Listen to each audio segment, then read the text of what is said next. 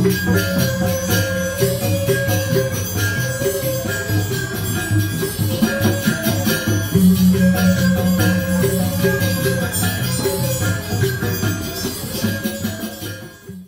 adalah sebuah pulau di Indonesia yang populer dengan adat, budaya, dan tradisinya.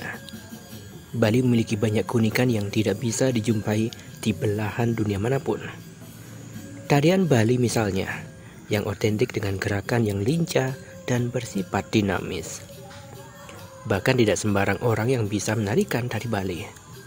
Namun di antara sekian banyak tari yang ada di Bali, terdapat sebuah tarian sakral yang berasal dari zaman Keraton Bali, yang kini perlahan mulai bangkit kembali. Tarian yang dimaksud adalah tari Gambuh.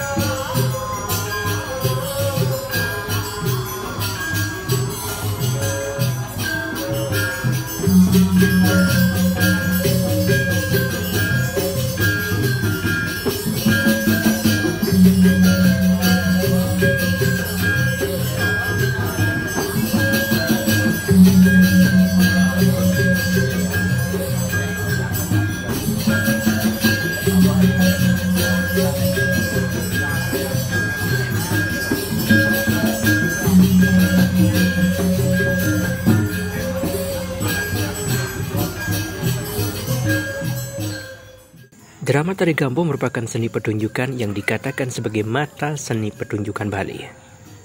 Sebuah kesakralan kebesaran zaman kejayaan Keraton Bali yang menjadi kesenian paling tinggi mutunya. Gambuh juga merupakan tarian drama tari klasik Bali yang paling kaya gerak tari. Oleh karena itu banyak pendapat yang mengatakan bahwa drama tari Gambuh adalah sumber segala jenis tarian klasik yang ada di Bali.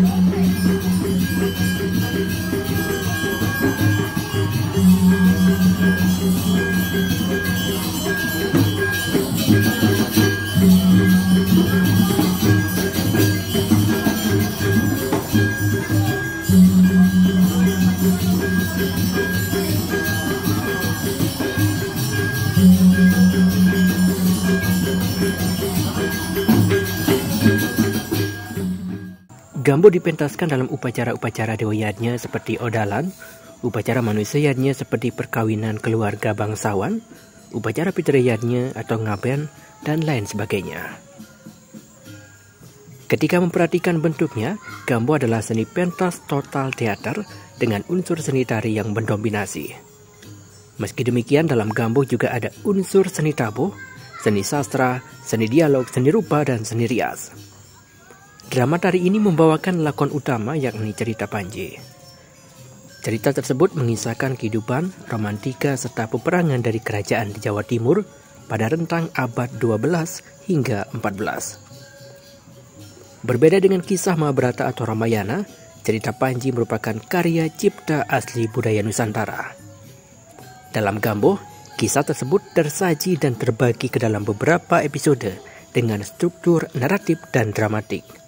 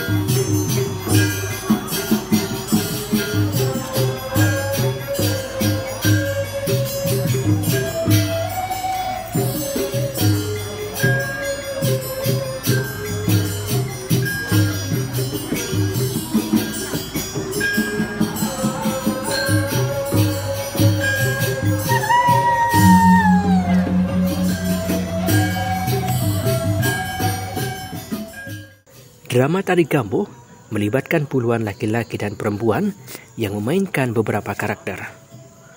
Ada karakter halus untuk tokoh Rankesari dan Panji, karakter keras untuk para Pate Arya dan Prabangsa. Ada juga karakter lucu Demang Tumenggung. Keunikan karakter juga memungkinkan kekasan busana baik oleh kelompok putra maupun putri.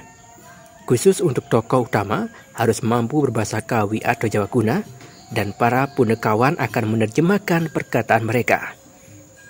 Selain itu, Gambo sangat ekspresif dan banyak menghadirkan ekspresi muka dengan beragam gerakan mata seperti gerak mata nelik, nyureng, kegilehan, dan nyerere. Ekspresi-ekspresi tersebutlah yang semakin menghidupkan drama tari ini.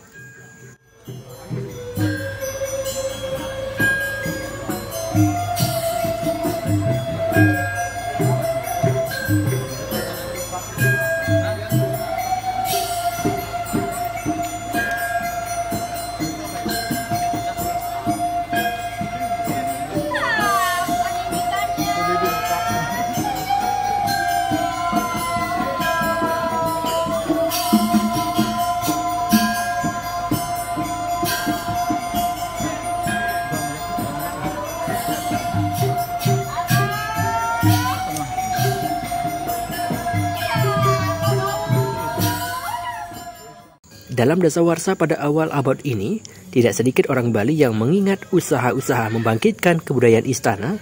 Drama tari Gambo salah satunya. Saat ini kesenian Gambo biasanya hanya ada dalam upacara keagamaan penting. Setidaknya masih ada dua gaya yang masih bertahan, yakni Gambo Pedungan Denpasar dan Gambo Batuan Gianyar. Keduanya hadir dengan ciri dan identitas yang masih dianut para pendukungnya.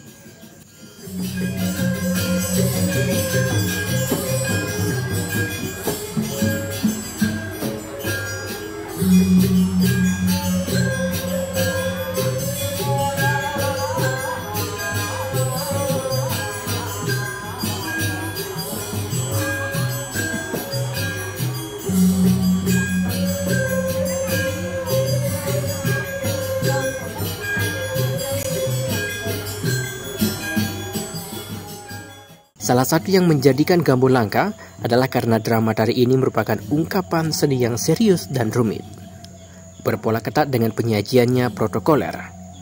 Bobot artistik hadir seiring kompleksitasnya, baik koreografi maupun komposisi musiknya.